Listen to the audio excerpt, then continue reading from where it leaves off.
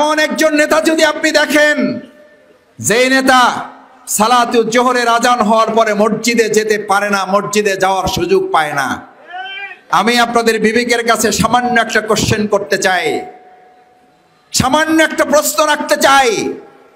যেই নেতা সালাতুল জোহরের আজান হওয়ার পর মসজিদে গিয়ে আল্লাহর হক আদায় করেন, আল্লাহর হক ফাঁকি দেয়, আল্লাহর হক ফাঁকি দিতে যার হৃদয়টা কাঁপে না, সে আপনার হক ফাঁকি দেবে, আপনার হক মেরে খাবে, তাতে কি তার সামান্য হৃদয় কাঁপবে? আল্লাহর হক যে মেরে খায় সে মানুষের হক প্রতিষ্ঠা করতে পারে না। আল্লাহর হক যে প্রতিষ্ঠা করে সেই জনগণের হক আদায় করতে পারে। আমরা আগামী দিনে আল্লাহর হক আদায়কারী নেতৃত্ব দিয়ে বাউফল পরিচালনা করব।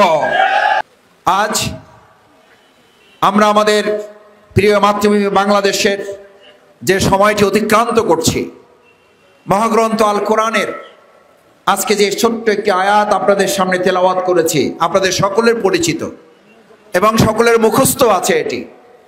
সেই আয়াতটি হচ্ছে, আল্লাহ তাআলা বলেন, লাকাদ কানা লাকুম ফি রাসূলিল্লাহি উসওয়াতুন হাসানা।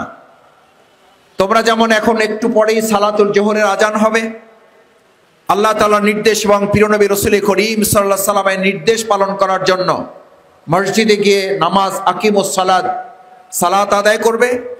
সেই আল্লাহ তাআলা সেই রাসূল করিম সাল্লাল্লাহু আলাইহি সাল্লামের আদর্শ হচ্ছে তোমরা তার নির্দেশ অনুযায়ী তোমরা মাথায় টুপি পরো, তার নির্দেশ অনুযায়ী তোমরা দাড়ি রাখো, তার নির্দেশ অনুযায়ী তোমরা লম্বা জামা পরো, তার নির্দেশ অনুযায়ী তোমরা পরস্পর পরস্পরকে সালাম বিনিময় করো, তার নির্দেশ অনুযায়ী তোমরা পরকালকে অগ্রাধিকার দিয়ে দুনিয়ার জীবনের তুলনায় জান্নাতে যাওয়ার জন্য তোমরা পেরেশান থাকো।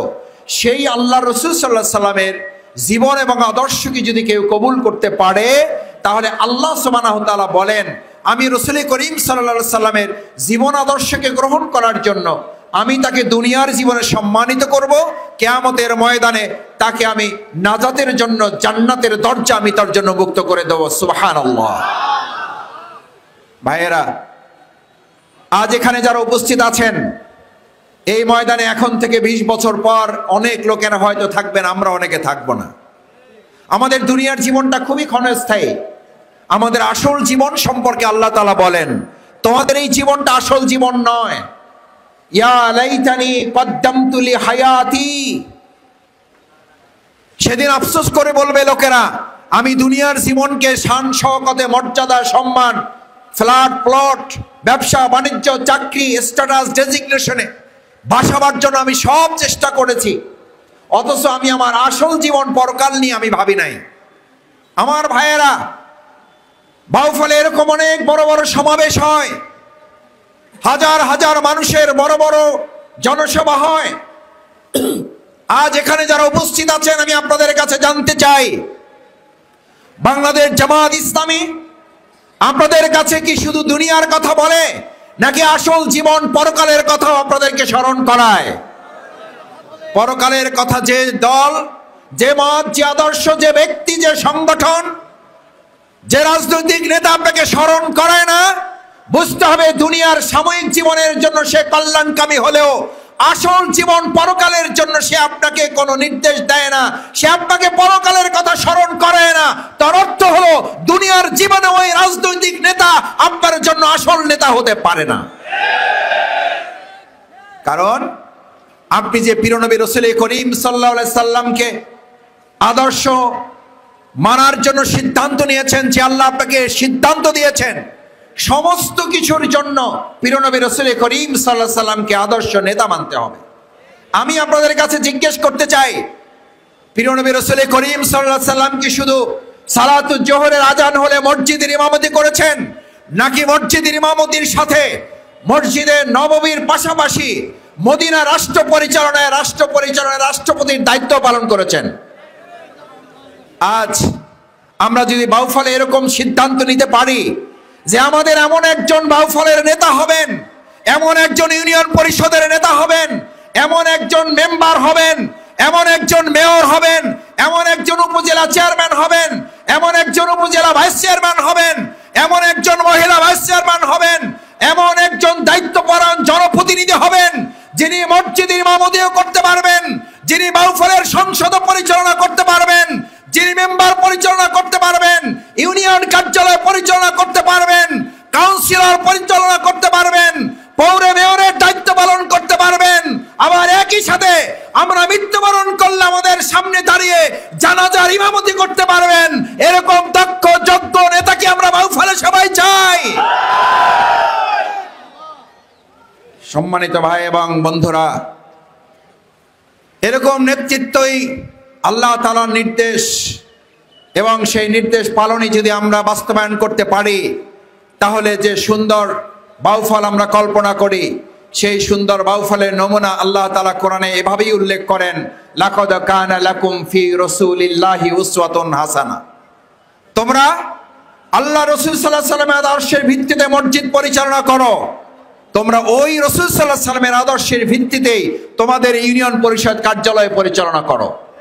আমি আপনাদের কাছে জানতে চাই, সম্মানিত ভাই এবং বন্ধুগণ, আমার শ্রদ্ধাভাজন পিতৃতুল্য মুরব্বিয়ানে কেরাম, আমার কলিজার টুকরা সন্তান তুল্য তরুণ যুবক ছাত্র ভাইয়েরা, আমার ইউনিয়ন পরিষদ কার্যালয় যদি আল কোরআনের ভিত্তিতে পরিচালিত হয়, তাহলে কোন নেতা নেত্রী এখানে ইউনিয়ন পরিষদের চেয়ারম্যানের কাছে এসে তার কোনো কার্ড পাওয়ার জন্য, তার কোনো ন্যায্য অধিকার পাওয়ার জন্য এখানে তদবির করতে হবে না, গ্রুপিং হবে না, মারামারি হবে না, চাঁদা দাবি করা যাবে না, কোনো অন্যায় অধিকার বাস্তবায়ন এখানে কার্যালয়ে হতে দেওয়া যায় না।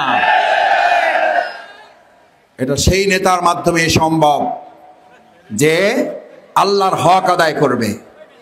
আমার ভাইয়েরা, আমার এই বাউফলের এমন একজন নেতা যদি আপনি দেখেন, যেই নেতা সালাতুল জোহরের আজান হওয়ার পরে মসজিদে যেতে পারে না, মসজিদে যাওয়ার সুযোগ পায় না, এরকম নেতা আমাদের বাউফলে ছিল না? ছিল না? এখনো আছে না নাই? আমি আপনাদের বিবেকের কাছে সামান্য একটা কোশ্চেন করতে চাই, সামান্য একটা প্রশ্ন রাখতে চাই। যেই নেতা সালাতুল জোহরের আজান হওয়ার পর মসজিদে গিয়ে আল্লাহর হক আদায় করেন, আল্লাহর হক ফাঁকি দেয়, আল্লাহর হক ফাঁকি দিতে যার হৃদয়টা কাঁপে না, সে আপনার হক ফাঁকি দেবে, আপনার হক মেরে খাবে, তাতে কি তার সামান্য হৃদয় কাঁপবে? আল্লাহর হক যে মেরে খায় সে মানুষের হক প্রতিষ্ঠা করতে পারে না। আল্লাহর হক যে প্রতিষ্ঠা করে সেই জনগণের হক আদায় করতে পারে। আমরা আগামী দিনে আল্লাহর হক আদায়কারী নেতৃত্ব দিয়ে বাউফল পরিচালনা করব। কেন? এটা জামাত ইসলামের আবদার না, এটা শফিকুল ইসলাম মাসুদের কোনো আবদার না। আমি আপনাদের সন্তান, আপনাদের ভাই, আপনাদের বন্ধু। আমি 2001 সাল থেকে এই প্রিয় বাউফল, 1992 সালে আমার প্রিয় ধান্দি মাদ্রাসা থেকে আমি দাখিল পাশ করেছি। সেই মাদ্রাসায় আমার সুবর্ণ জয়ন্তী আজকে 50 বছর উদযাপন হবে, আমি সেখানে যাব। আমি সেই মাদ্রাসা পড়াকালীন সময় থেকে আমার শ্রদ্ধেয় ওলামায়ে কেরাম এখানে অনেকে আছেন, আমি তাদের ছাত্র হওয়ার যোগ্যতা রাখি না। সম্মানিত ওলামায়ে কেরামগণ, আমি সেই সময় 2007 সালে বাউফলে পাবলিক ফিল্ডে, তখন আমি ইসলামী ছাত্র শিবিরের কেন্দ্রীয় সভাপতির দায়িত্ব পালন করি। তখন আমাদের সম্মানিত শিক্ষক মণ্ডলী, আমার শ্রদ্ধাভাজন মুরব্বিয়ানে কেরামদের সামনে আমি আবদার করেছিলাম, অনুরোধ করেছিলাম, সম্মানিত ভাই এবং বন্ধুগণ, আমার এই প্রিয় বাউফলকে যদি বরকতের বাউফল করতে হয়, তাহলে বরকতের দরজা কোনো ব্যক্তি খুলে দিতে পারে না, খুলে দিতে পারেন কে? সে আল্লাহর নির্দেশ বাস্তবায়ন যতক্ষণ জমিনে না হবে ততক্ষণ পর্যন্ত আপনি বহু সংস্কার করতে পারেন, কোন সংস্কারে আমাদের ভাগ্যের কপাল খুলবে না যতক্ষণ পর্যন্ত আল্লাহর রসুলের নির্দেশ অনুযায়ী সমাজ পরিচালনা না করা যাবে। আজ এখানে যে সমস্ত ভাই এবং বন্ধুগণ এসেছেন, আমাদের এই প্রিয় বাউফল 2024 সালের জুলাই আগস্টের গণ অভ্যুত্থানের পরে যে সুন্দর চেহারায় বাউফলের তৈরি হয়েছে, এই সুন্দর চেহারায় আমরা যদি আজকে দেখি, আবার কেউ এটাকে কালিমা লেপন করছেন, আবার কেউ চাঁদা আদায়ের চেষ্টা করছেন, আবার কেউ দখল বাণিজ্যের দিকে যাচ্ছেন, আবার কেউ মাদকের ব্যবসা করছেন, আবার আমাদের তরুণ যুবকদের হাতে কেউ অবৈধ অস্ত্র তুলে দেওয়ার চক্রান্ত করছেন, তাহলে আমরা ধরে নেব, বাউফলবাসী ধরে নেবে, এই চক্রান্তকারী, এই অস্ত্র প্রদানকারী, এই মাদক সেবনকারী এবং মাদক কারবারি, এই চাঁদা আদায়কারী, এই অবৈধভাবে দখলদারিত্বের সাথে সংশ্লিষ্ট ব্যক্তি কোন দলমতের হতে পারে না। তারাও বিগত পতিত আওয়ামী দোসরেরই অন্তর্ভুক্ত হবেন। আওয়ামী দোসরদের যেভাবে মোকাবেলা করা হয়েছে তাদেরকেও ভবিষ্যতে বাউফলবাসী সেভাবে মোকাবেলা করবে। এতগুলো শহীদ, এতগুলো আহত, এতগুলো পঙ্গুত্ব, এত হাত, এত চোখ, এত পা হারানো, নতুন এই স্বাধীনতাকে আর কারো হাতে আমরা বিক্রি হতে দেব না। 1971 সালের স্বাধীনতা এবং মুক্তিযুদ্ধকে কোন একটা দল, কোন একটা নেত্রী, কোন একটা পরিবার যেমন এটাকে কলঙ্কিত করেছে, আমরা কোথাও কোথাও শুনি, আমাদের কানে আসে। আমাকে প্রশাসনের কেউ কেউ ফোন করেন, আমাকে নিরীহ প্রকৃতির কিছু সাধারণ মানুষ আমাকে ফোন করে আফসোস করে বলেন, মাসুদ ভাই 1971 সাল পরবর্তী মুক্তিযুদ্ধ এবং স্বাধীনতা আমাদের একটা দলের কাছে জিম্মি হয়ে গিয়েছিল। আবার 2024 সালের জুলাই আগস্টের এই গণ অভ্যুত্থানে নতুন স্বাধীনতাও যেন কোনো একটা ব্যক্তি এবং জনগণের কোন একটা দলের কাছে যেন এটা জিম্মি হতে না পারে, সেটা খেয়াল রাখবেন। আজ আদাবাড়িয়াবাসীর কাছে, উপস্থিত জনগণের কাছে আজ আমি আপনাদের কাছে আবদার করতে চাই, আবেদন করতে চাই, এত রক্ত, এত ত্যাগ এবং কোরবানির বিনিময়ে অর্জিত এই নতুন স্বাধীনতা 71-এর মুক্তিযুদ্ধ এবং স্বাধীনতার মতো আর কোন দল এবং ব্যক্তির কাছে কি আমরা এটা জিম্মি হতে দিব? আমরা কি দিব? সেটার জন্য এখানে আজকে যারা উপস্থিত আছেন তাদের সবাইকে বিশেষভাবে আন্তরিক কৃতজ্ঞতা জানাতে চাই। সম্মানিত ভাই এবং বন্ধুগণ, আমরা প্রশাসনকে সহযোগিতা করব। আমাদের সব দল মতের ঊর্ধ্বে উঠে পুরো বাউফলকে আমরা একটা পরিবারে অন্তর্ভুক্ত করব। পরিবারের সদস্যরা সুখে দুঃখে মিলে মিশে যেমন ভালোবাসায় নিজেরা সহ অবস্থান করে, আমরা আমাদের এই প্রিয় বাউফলেও সহ অবস্থানে বিশ্বাসী সমস্ত মত এবং পথের মানুষদের কিনে একতাবদ্ধ হয়ে আমরা জীবন যাপন করে পুরো বাউফলকে একটা পরিবারে অন্তর্ভুক্ত করব। লাকাদ কানা লাকুম ফি রাসূলিল্লাহি উসওয়াতুন হাসানা। মসজিদের ইমাম যখন সমাজ এবং রাষ্ট্রের ইমাম হবেন, মসজিদের ইমাম যখন এই কাউন্সিলরের দায়িত্ব গ্রহণ করবেন, মসজিদের ইমাম যখন ইউনিয়ন পরিষদের দায়িত্ব গ্রহণ করবেন, মসজিদের ইমাম যখন মেম্বার হবেন, মসজিদের ইমাম যখন মেয়র হবেন, মসজিদের ইমাম যখন আমার এই প্রিয় বাউফলের জনপ্রতিনিধিত্ব সংসদ সদস্য হবেন, তখন আমাদের প্রিয় বাউফলে কোনো একজন ব্যক্তি এমপি হবেন না, কোন একজন ব্যক্তি চেয়ারম্যান হবেন না, কোন একজন ব্যক্তি মেম্বার হবেন না। আমাদের বাউফলে ভবিষ্যতে আর কারো শাসক হবে না। আমাদের বাউফলে ভবিষ্যতে আমরা জনগণের সেবক হিসাবে দেখতে চাই। আমি বাউফলবাসীর কাছে জানতে চাই, আপনারা কি ভবিষ্যতে বাউফলে আর কোনো শাসক চান নাকি সেবক চান? সেবক তারাই হতে পারে যারা মসজিদের ইমামতিও করবে, জনগণের নেতৃত্ব দেওয়ার জন্য সমাজ এবং রাষ্ট্রের ইমামতির দায়িত্ব গ্রহণ করবে। সম্মানিত ভাই এবং বন্ধুগণ, আমাদের এই প্রিয় মাতৃভূমি বাংলাদেশ, এই বাংলাদেশের সামগ্রিক অবকাঠামোকে উন্নতি এবং অগ্রগতিতে নেওয়ার জন্য আমি যেটা বলছিলাম 2007 সাল থেকে আমি আপনাদের পাশে থেকে চেষ্টা করেছি এই বাউফলের কল্যাণে অগ্রগতি উন্নয়নের জন্য কাজ করার। কেউ কেউ হয়তো মনে করতে পারেন, শফিকুল ইসলাম মাসুদ তুমি তো কাজ করছো একটা টার্গেট। আমি অনেক সময় বলতাম, ভাইয়েরা আপনি অনেক কাজ করতে পারবেন ব্যক্তিগতভাবে, আলহামদুলিল্লাহ। আমি আজকেও আপনারা জানেন বাউফল আমাদের যে গার্লস স্কুল, সেখানে ফ্রি মেডিকেল ক্যাম্প পরিচালিত হচ্ছে। 6 জন ডাক্তার সেখানে নিয়ে আসা হয়েছে। বাংলাদেশ জামাত ইসলামী বাউফল উপজেলা সংগঠনের পক্ষ থেকে ফ্রি মেডিকেল ক্যাম্পের জন্য 6 জন ডাক্তার সেখানে এখন কাজ করছে। সেখানে আমরা ঔষধ নিয়ে এসেছি, সেখানে আমরা চশমা নিয়ে এসেছি, আমরা চক্ষু বিশেষজ্ঞ ডাক্তার নিয়ে এসেছি, আমরা আমাদের অন্যান্য মেডিকেলের জন্য মেডিকেল বিশেষজ্ঞ নিয়ে এসেছি। আমরা তাদের চিকিৎসার ব্যবস্থা করছি।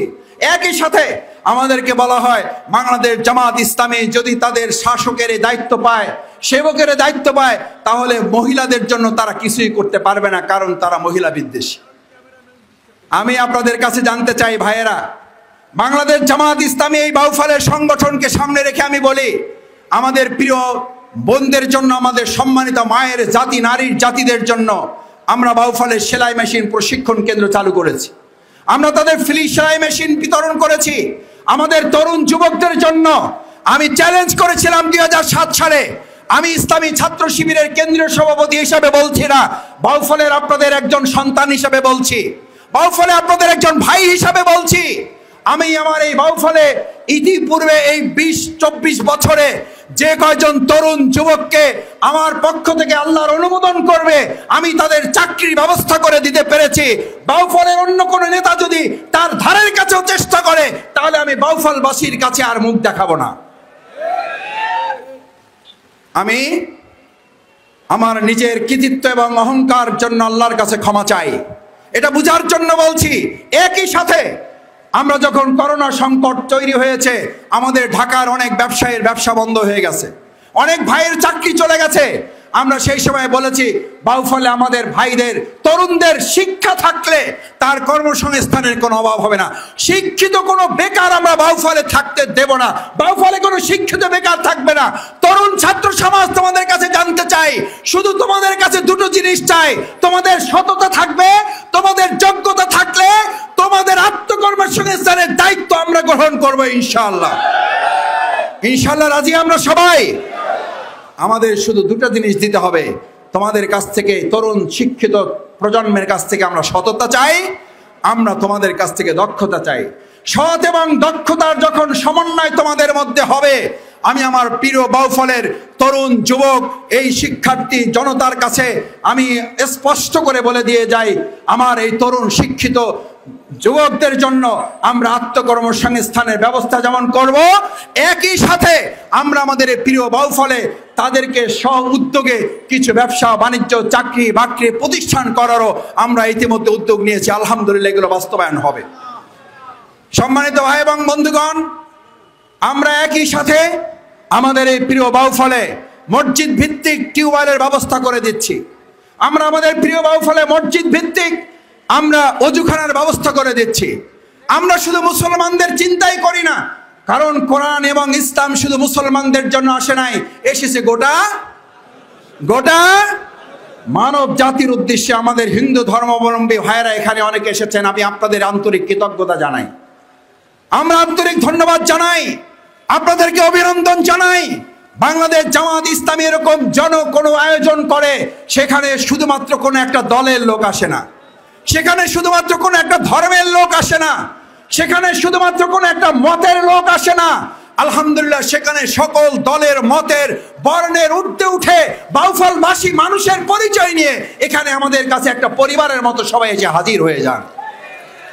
আমার ভাইয়েরা, আমি আপনাদের কাছে অনুরোধ করতে চাই, আমাদের সেই হিন্দু ভিন্ন ধর্মাবলম্বী ভাইদের তাদের মন্দিরের জন্য তারা তার নিজ ধর্মের অনুসারী হিসাবে তারা তাদের উপাসনায় নির্বিঘ্নে তারা কাজ করবে। আমরা আমাদের হিন্দু ধর্মাবলম্বীদের জন্যও তাদের নিজ নিজ জায়গা থেকে যা যা করণীয় আমরা ইতিমধ্যে তাদের পাশে থেকে সেগুলো করার উদ্যোগ নিয়েছি। আমরা একই সাথে শিক্ষা প্রতিষ্ঠানগুলোকে মাদক মুক্ত এবং অস্ত্র মুক্ত করার জন্য আমরা প্রশাসনের সহযোগিতা চেয়েছি। আলহামদুলিল্লাহ আমি প্রশাসনকে ধন্যবাদ জানাই যে ইতিমধ্যে আমাদের তরুণ যুবকদেরকে অস্ত্র মুক্ত করে মাদক মুক্ত করে অস্ত্র এবং মাদক মুক্ত বাউফল করার জন্য ইতিমধ্যে কাজ শুরু হয়েছে। আমরা কি এই কাজে সবাই সহযোগিতা করতে রাজি আছি ইনশাআল্লাহ? কারণ আমার কোন তরুণ যুবক নষ্ট হলে সে তো আমারই সন্তান, সে তো আমারই ছোট ভাই। আমার কোন ছোট ভাই তরুণ যুবকদেরকে আর বাউফলে তাকে কোন রাজনৈতিক দলের হাতিয়ার করার জন্য তাদের হাতে কেউ মাদক তুলে দেবে, তাদের হাতে কেউ অবৈধ অস্ত্র তুলে দেবে, সে যে দলেরই হোক না কেন আমরা সেই দলকে প্রত্যাখ্যান করব। আমাদের সেই তরুণ যুবকদেরকে আমরা কাউকে নষ্ট করতে দেব না। আমার ভাই এবং বন্ধুগণ, আমাদের প্রত্যেকটা শিক্ষা প্রতিষ্ঠানকে আমরা বলেছি, আমাদের প্রত্যেকটা শিক্ষা প্রতিষ্ঠানকে আগামী দিনে এমন শিক্ষা প্রতিষ্ঠান করতে হবে রাজনৈতিক বিবেচনায় সেখানকার কমিটি গঠন করা যাবে না। সেখানে কমিটি গঠন করার জন্য শিক্ষাবিদ, শিক্ষা অনুরাগী যারা ওই শিক্ষা প্রতিষ্ঠানে সম্পৃক্ত থেকে প্রত্যেকটা শিক্ষা প্রতিষ্ঠানকে সামনের দিকে এগিয়ে নিয়ে যেতে পারবেন এমন অভিভাবক মণ্ডলীর মাধ্যমে আমাদের প্রত্যেকটা শিক্ষা প্রতিষ্ঠানকে আমরা পরিচালনা করতে চাই। আমি ইতিমধ্যে শুনেছি কোন কোন শিক্ষা প্রতিষ্ঠানে কেউ কেউ অপচেষ্টা করছেন টাকার বিনিময়ে, দলের তদবিরের মাধ্যমে ওই সমস্ত শিক্ষা প্রতিষ্ঠানগুলোতে অযোগ্য অদক্ষ লোকদেরকে দিয়ে কমিটি গঠন করে বিগত 15 বছরের ন্যায় ওই শিক্ষা প্রতিষ্ঠানকে ধ্বংসের দিকে ঠেলে দেওয়ার চেষ্টা করছেন। আমরা বাউফলে এরকম কোন কমিটি দিয়ে আমাদের শিক্ষা প্রতিষ্ঠান আমরা পরিচালিত হতে দেব না। আমরা আজ এখানে উপস্থিত হয়েছি যে আল্লাহর সন্তুষ্টির জন্য, আমরা এখানে উপস্থিত হয়েছি যে আল্লাহর ভালোবাসার জন্য, আমরা এখানে উপস্থিত হয়েছি যে প্রিয় বাউফলকে সংগঠিত করে উন্নত এবং আধুনিক বাউফল করার জন্য। আমি আজ এই আদাবাড়িয়াবাসীর কাছে, বিবেকের কাছে জানতে চাই, প্রশ্ন করতে চাই, সম্মানিত আদাবাড়িয়াবাসী, আমাদের এই প্রিয় বাউফল, আমাদের এই প্রিয় আদাবাড়িয়া, আমাদের এই প্রিয় নমালার প্রত্যেকটা ইঞ্চি মাটি যদি আল্লাহর দ্বীন এবং তার সৌন্দর্যের আলোকে আমরা এটাকে তৈরি করতে পারি, তাহলে আল্লাহর রহমত কমবে না বাড়বে? এবার আল্লাহ তাআলার ওয়াদা শুনেন। আল্লাহ তাআলা বলেন, বিসমিল্লাহির রহমানির রহিম, ইন তাত্তাকুল্লাহ ইয়াজআল লাকুম মিন আমরিহি ইউসরা। আমি আল্লাহ তাআলা তোমাদেরকে ফয়সালা দিচ্ছি, তোমরা যদি এক আল্লাহকে ভয় করে চলো, তোমরা যদি এক আল্লাহর নির্দেশ মেনে চলো, তোমরা যদি এক আল্লাহর উপরে তাওয়াক্কুল করতে পারো, আল্লাহর আইন দিয়ে যদি তোমাদের মসজিদ যেমন পরিচালনা হয়, ইউনিয়ন কার্যালয় যেভাবে যদি পরিচালনা হয়, মেয়রের কার্যালয় যদি সেভাবে পরিচালনা হয়, সংসদ সদস্যের কার্যালয় যদি সেভাবে পরিচালনা হয়, ইয়াজআল লাকুম মিন আমরিহি ইউসরা, আমি আল্লাহ তোমার দুনিয়ার সব কাজ সহজ করে দেব। আদাবাড়িয়াবাসী, আল্লাহ যদি আমাদের কাজ সহজ করে দেন, দুনিয়ার কেউ আমাদেরকে সহযোগিতা না করলেও ওই কাজ কঠিন হবে না, সহজ হবে। আমাদের কাজগুলো দুনিয়ার জীবনে এবং পরকালের জীবনে আমরা কি সহজ চাই না কঠিন চাই? সহজ করে দিতে চান কে? আমরা সেই আল্লাহর কথা অনুযায়ী চলবো ইনশাআল্লাহ। দেখি সবাই রাজি আছেন? লিল্লাহে তাকবীর, নারায়ে তাকবীর, নারায়ে তাকবীর। সম্মানিত ভাই এবং বন্ধুগণ, এবার আল্লাহ তাআলা আরেকটা নির্দেশ আপনাদেরকে আমাদেরকে দিচ্ছেন। বিসমিল্লাহির রহমানির রহিম, ওমাই ইয়াত্তাকিল্লাহ ইয়াজআল লাহু মাখরাজান। আমি তোমাদেরকে বলছি, তোমরা যদি আল্লাহকে ভয় করো, কোরআনের নির্দেশ অনুযায়ী চলো, কোরআনের নির্দেশনার আলোকে যদি জীবন, সমাজ, পরিবার, রাষ্ট্র পরিচালনা করো, তাহলে আমি আল্লাহ তোমাদেরকে ঘোষণা দিচ্ছি, ওমাই ইয়াত্তাকিল্লাহ ইয়াজআল লাহু মাখরাজান, আমি তোমাদের সমস্ত বিপদ আপদ থেকে তোমাদেরকে মুক্ত করে দেব। সুবহানাল্লাহ। ও ভাইয়েরা, ও ভাইয়েরা, যদি আল্লাহ তাআলা আপনাকে আমাকে বিপদ থেকে মুক্ত করে দেন, গোটা পৃথিবী যদি আমার উপরে বিপদ চাপিয়ে দেওয়ার কেউ ষড়যন্ত্র করে, সিদ্ধান্ত কি মানুষেরটা, দুনিয়ারটা বাস্তবায়ন হবে না আল্লাহরটা হবে? বাংলাদেশ জামাত ইসলামী ইসলাম এবং মুসলিমদের উপরে বিগত 16 বছর নির্যাতন নিপীড়ন করেছে। আল্লাহ তাআলা আমাদেরকে ভালোবেসেছেন। আমরা টিকে আছি না টিকে নাই? আমরা জনগণের সাথে আছি না নাই? জনগণের ভালোবাসা আমাদের সাথে আছে না নাই? কারণ আমাদেরকে জনগণ ভালোবাসে, তারও আগে আমাদের ভালোবাসেন কে? আল্লাহ সুবহানাহু ওয়া তাআলা। সুতরাং দুনিয়ার মানুষের ভালোবাসা আমাদের দ্বিতীয় টার্গেট। আমাদের প্রথম টার্গেট হচ্ছে মহান আল্লাহ সুবহানাহু ওয়া তাআলার ভালোবাসা। সম্মানিত ভাই এবং বন্ধুগণ, মহান আল্লাহ সুবহানাহু ওয়া তাআলার সেই ভালোবাসা পাওয়ার জন্য এই যে বৃষ্টিতে আপনারা ভিজে বসে আছেন, এই যে একটু কষ্ট করছেন, আমি বিশ্বাস করি, আল্লাহ তাআলার কাছে দোয়া করি, মোনাজাত করি, আল্লাহ, আমরা এই দুর্যোগপূর্ণ আবহাওয়া সত্ত্বেও এই বৃষ্টির পানির ফোঁটা আমার মাথার উপরে পড়েছে, কিন্তু আমি মনে করেছি এটা পানি পড়ছে না, এটা আমার উপর আল্লাহর রহমতের বর্ষণ আমার উপরে বর্ষিত হচ্ছে। আল্লাহ মেহেরবানি করে এই মানসিকতা নিয়ে আমরা যারা এখানে বসে থাকছি, আমরা যারা দাঁড়িয়ে কথা শুনছি, কাল কিয়ামতের কঠিন ময়দানে যেখানে এক আল্লাহর আরশের ছায়া ছাড়া কোনো ছায়া থাকবে না, মেহেরবানি করে সেই কাল কিয়ামতের কঠিন ময়দানে এই বসে থাকা, দাঁড়িয়ে থাকা, এই আলোচনা অনুষ্ঠানে অংশগ্রহণ করা প্রত্যেকটা লোককে আল্লাহ আপনি আপনার আরশের ছায়াতল আমাদেরকে ছায়া দিয়ে আমাদেরকে ঘিরে রাখেন। সকলে বলেন আমিন।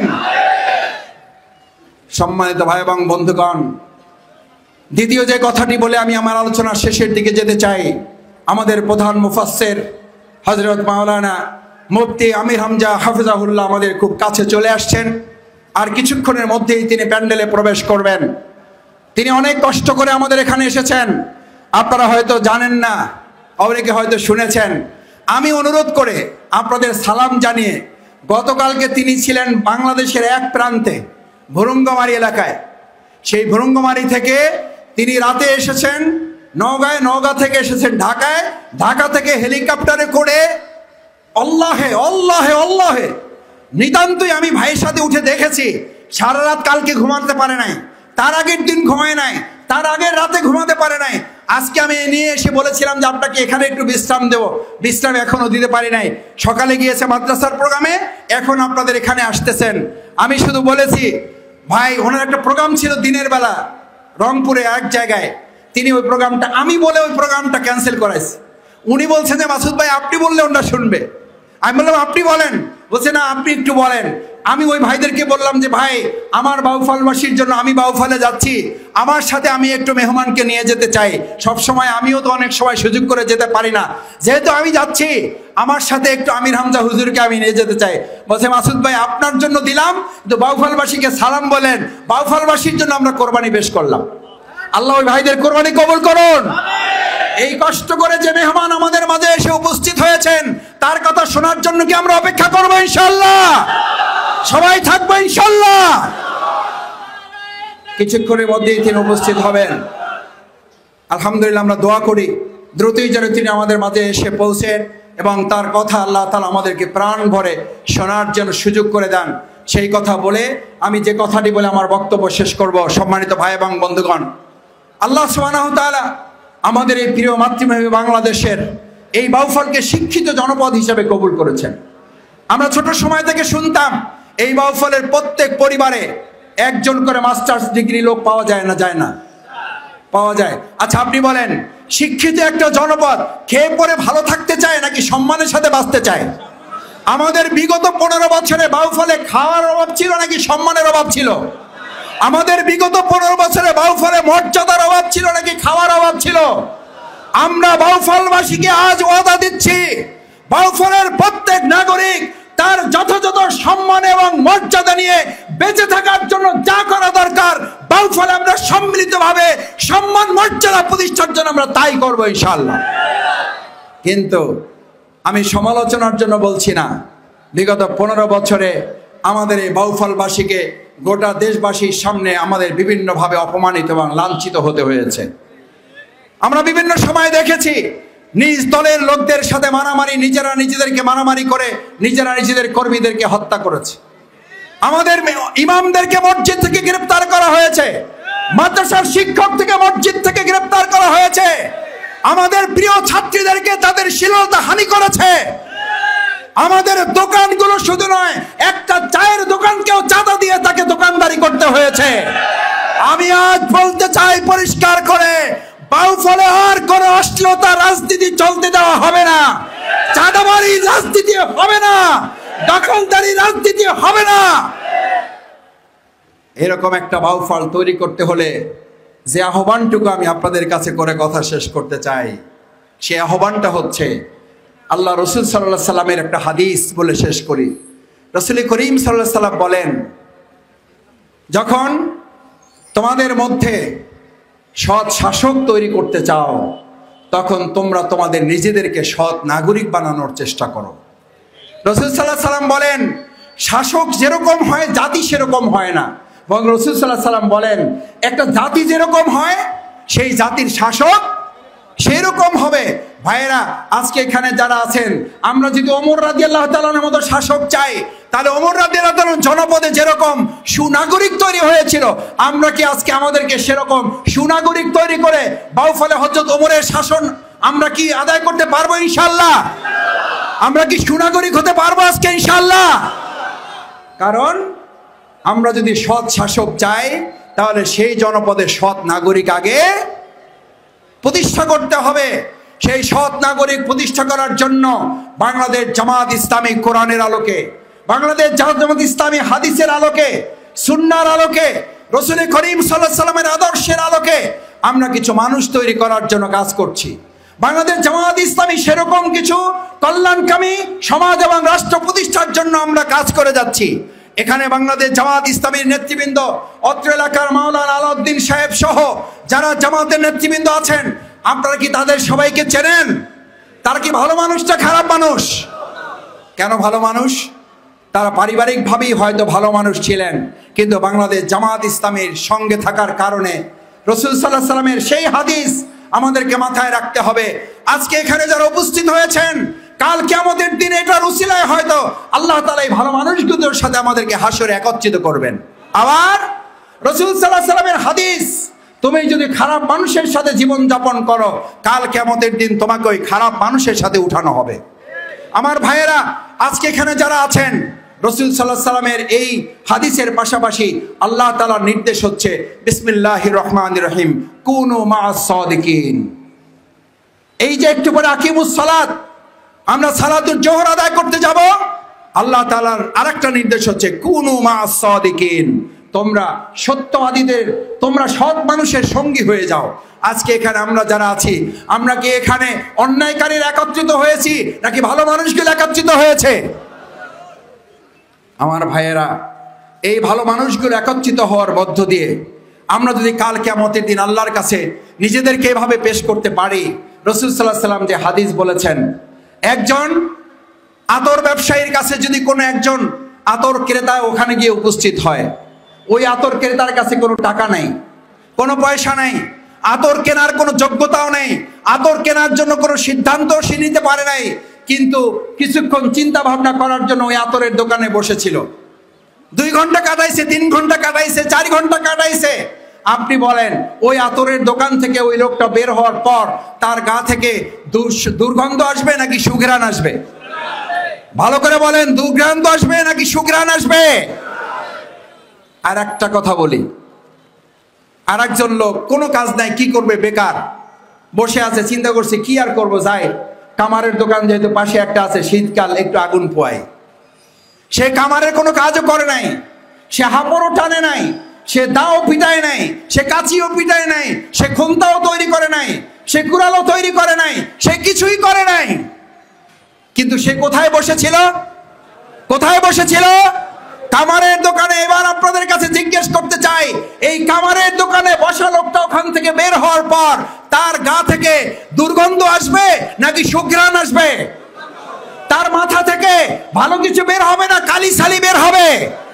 কি বের হবে? আমি আপনাদের কাছে জানতে চাই, আমরা কি আগামী দিনে আতরওয়ালাদের সাথে থাকবো নাকি কামারের দোকানওয়ালাদের সাথে থাকবো? আতরের দোকানওয়ালাদের সাথে কারা থাকবেন? হাত জাগান। আতরওয়ালাদের সাথে যারা থাকবেন হাত জাগান। আল্লাহ আমাদের সকল হাতগুলো আতরওয়ালাদের সাথে কবুল করুন।